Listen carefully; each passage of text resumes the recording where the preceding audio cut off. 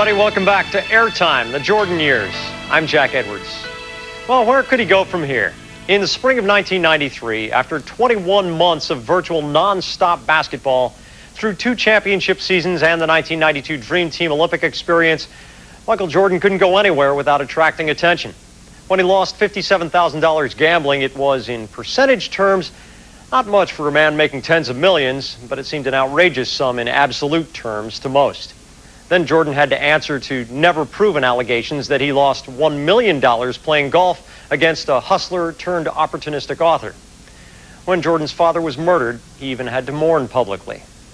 It was Jordan's work on the basketball court which first attracted the spotlight's warmth, but by the end of his 3rd straight title campaign in the early summer of '93, it seemed that the only place Jordan could escape the spotlight's glare was on the court.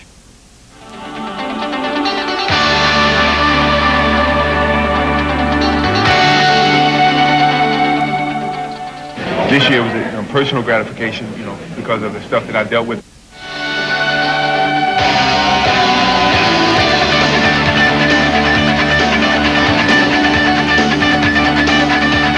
I miss the camaraderie that's been established, and even some of the practices, and the trash talking and the pickup game. But the rest of it, I remember, but I'm ready to put it behind me now.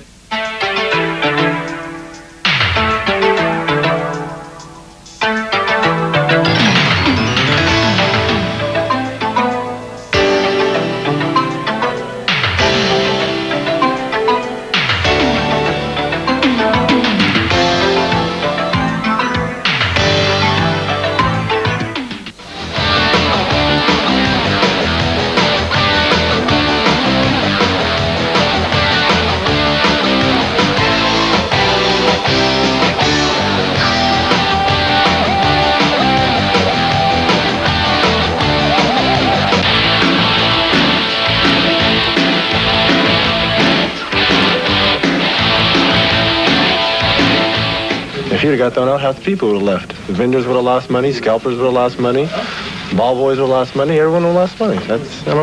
Referees are ridiculous in doing that. I don't care how much they fine me for what I say. I don't consider it a double standard. Everybody gets their equal breaks, equal share of breaks. 6, 5, 4,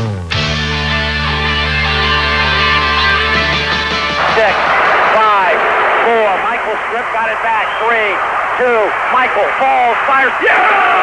Does it again! The ball's wet, he looks at the crowd!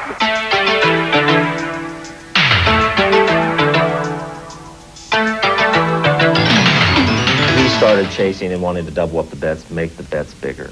And I kept beating him. And he kept wanting to play more. I was making an effort to stop wagering, to negotiate down, but he kept wagering, and the sequence led to what ultimately was a round for $600,000. Michael's conversation was always that he could afford. He never told me that he could not pay, and never told me that he would not pay. It was unfair that I was being considered a criminal for doing something that is not illegal. Gambling is legal. Michael's a grown man. He knows what he can and cannot do. Like I say, we have a job at hand right now, and that's to beat New York Knicks, and we're not concerned with any allegations concerning gambling. I will not quit this game because of what the media has done to me or what other people have done to me. I will quit this game because my skills are diminished. I can't find the challenges to keep pushing myself. My love is always going to be there, but my pride won't let me leave because someone else is going to push me out. I'm going to leave on my own terms.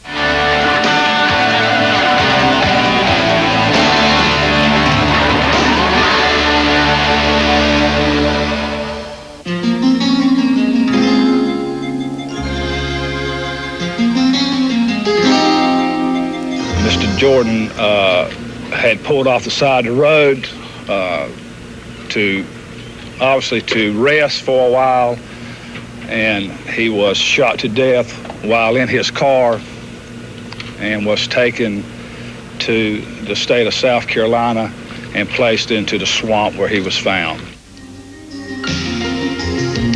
We're pretty strongly moving forward with our lives, and we got a lot of memories to think about, and just try to keep forward. I won't miss the cheers because it was there. It was there. I can remember those things, but I don't need it to live. I don't need it to survive. And that's very important for me. Michael Jordan hanging it up at the peak of his powers. When we return in our look at Jordan's career, the retirement, the motivation, and the next step. Jordan off the spin to the scoop. Spectacular shot by Michael Jordan.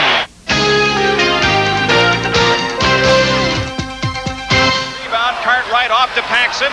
Now the Bulls coming back to the hard push. Jordan flying in for the right side scoop. There it is! Oh, Jimmy. 29 points for Michael Jordan. He's now the Bulls' all-time scoring leader as he moves ahead of Bob Love.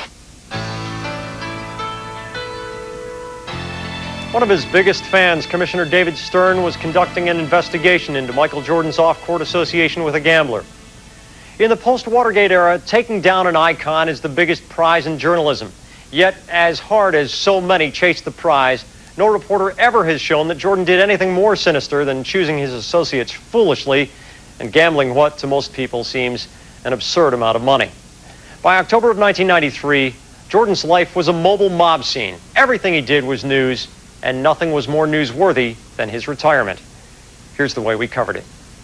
Michael Jordan made retirement sound so simple Wednesday morning. He had nothing left to prove. He said he didn't need the game to live. He said he won't miss the cheers. He said he just lost the competitive fire to continue. Andrea Kramer begins our coverage in Chicago. Michael Jordan marched into the Bulls practice facility Wednesday morning to announce his retirement, and the ensuing processional was a veritable who's who in the NBA. There was Commissioner David Stern and Nike chairman Phil Knight. Ironically, two men for whom Michael Jordan was the quintessential cash cow. Teammates flanked him and coaches stood by, along with hundreds of assembled media with one collective question: why? I've always stressed to people that have known me and the media that has followed me that when I lose the sense of motivation and the sense of to prove something as a basketball player, it's time for me to move away from the game of basketball. I'd say when I walk away from the game, I won't miss the cheers because it was there. It was there. I can remember those things, but I don't need it to live. I don't need it to survive. And that's very important for me.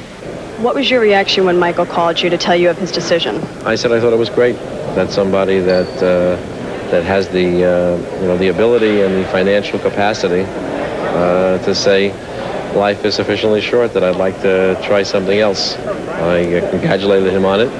He told me that he was lost his hunger. I told him if he began to develop an appetite, he had my number. It's very tough. I mean, to lose Michael is like having to lose someone to death. I mean, we've definitely lost someone who's inspired us and thrilled us. It would not have been honest for me to tell Michael that I thought he should continue playing, because I don't believe he should continue playing. He's come to a point in his life where he needs to go and do something else. Those close to Jordan insist this was a very well thought out decision several years in the making, and not a reaction to the recent passing of his father. Just last week, Jordan assembled family and close friends to discuss this upcoming decision. He subsequently met with Jerry Reinsdorf, Phil Jackson, and Wednesday morning he met with his soon-to-be former teammates face to face. It gets emotional. It gets to where you say things that maybe you haven't said over the years because the time wasn't right, but the time certainly was this morning, and I think guys just expressed how thankful they were to have the opportunity to play with the greatest player of all time. I never wanted to leave the game when my skills started to diminish, because once that starts to happen, I feel the foot in my back. When I get to a pinnacle and I feel that my skills are still good, I'm not starting on the downside of my career, I want to walk away from the game. And it's been very fortunate that I'm on top. Jordan appeared to be at peace with himself as he patiently answered questions, occasionally in a confrontational tone with the media. And he did not rule out a future change of heart.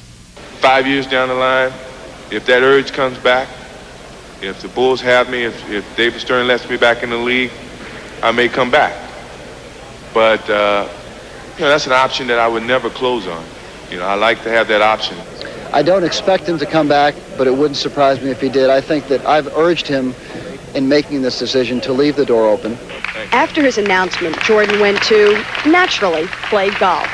He'll hit the talk show circuit to promote his new book in several weeks, and he's expected to be on hand to receive his championship ring opening night at the stadium, November 6th. But what does the immediate future hold for the world's most popular athlete? I'm going to watch the grass grow, and I got to go cut it. ESPN has learned that Jordan and Nike have held discussions about a joint venture to buy and possibly have Jordan play for a pro team in Europe. With Nike sales sluggish overseas, what better way to boost those numbers than bring Michael and his family over in person? Chris? NBA Commissioner David Stern said that Michael Jordan's retirement does not mean the investigation into Jordan's alleged off-court activities will be stopped. Stern may push back his planned meeting, but he did say at some point he will meet with Jordan regarding accusations of gambling activity. The world was jolted with the news of Jordan's retirement. In Romania, state TV aired a program in his honor, and Israeli radio carried his news conference live. Those who played against him are at a loss with the exit of basketball's headline act. My words is just to tell him that I'm here for him, I love him, and whatever he decides to do, I'm behind him 100%. The only thing that disappoints me is the fact that we had always planned on retiring together, and but I'm happy for him because I think all athletes want to be able to retire on their own terms, and I think this is definitely on his own terms.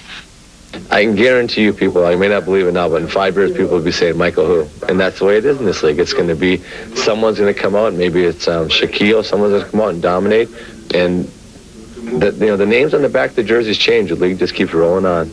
It's going to be a real strange year. I mean, there's no question about that. And like I said before, it's, I'm not going to put on a brave face and think that this year's going to go smoothly. It's the character of our team in many ways has been defined by Michael. Maybe he'll come back. I hope he don't. I hope he leaves the way we think of him, pumping that arm up in the air and winning a world's championship.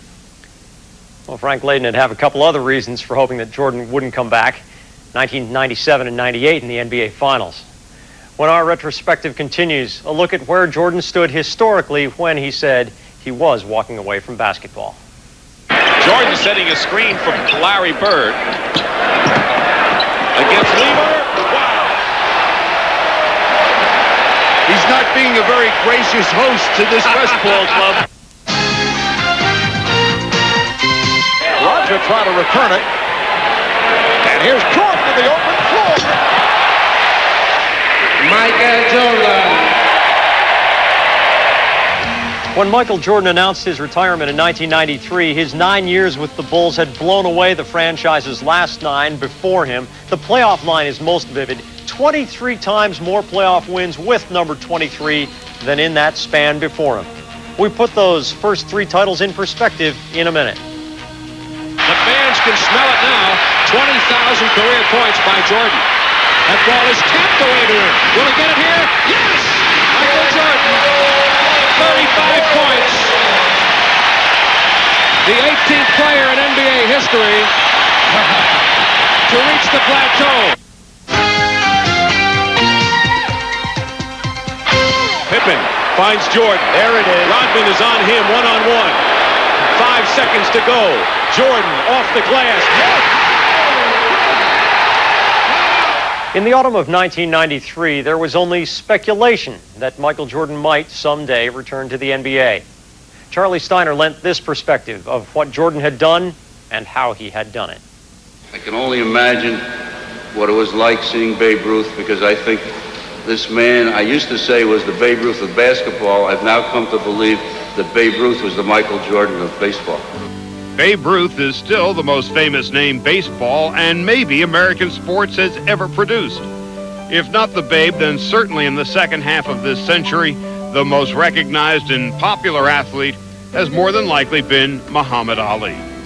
But in a decade when the NBA exploded across the American landscape and on the shoulders of and the balletic moves of Julius Erving and Larry Bird and Magic Johnson, Michael Jordan became the focal point of an American sport that, like Jordan himself, has become an international phenomenon. And quite simply, Jordan was the most talented player the game had ever seen. This guy's the best defensive player in the league. He's the best offensive player, and he's the best competitor. Playing on a team that complements him, but not a perfect team. He carries this team. Rarely do players carry teams to wins, much less championships. And if there is a better player that's ever going to play this game, we're all going to be scratching our head. What sets Jordan apart from virtually every other sports legend is that he was able to announce his own retirement on his own terms, at his own time, at the top of his game. But 4 exceptions come to mind. Rocky Marciano retired in 1956 as the only undefeated heavyweight champion in history, and he never looked back. Neither did Sandy Koufax. Koufax retired following the 1966 season, in which he led the league with 27 wins, 317 strikeouts, 5 shutouts, and the lowest earned run average of 1.73. Bjorn Borg retired after the 1981 tennis season, in which he won the French Open that year, and he was a finalist at Wimbledon and the U.S. Open. And Jim Brown, who never missed a game for the Cleveland Browns and led the NFL in rushing in 8 of his 9 seasons. He retired from the NFL in 1965 after leading the league in rushing and touchdowns scored. I achieved practically everything I could from an individual standpoint and from a team standpoint. And it really made it easy to walk away while you was on top. But where was Jordan walking, and why would he eventually return to basketball? That's ahead as we continue our look at a unique American star. Inbounds a card right to Jordan. Time winding down. Michael for 3. Yeah! Yeah! Yeah! Yes! Yes!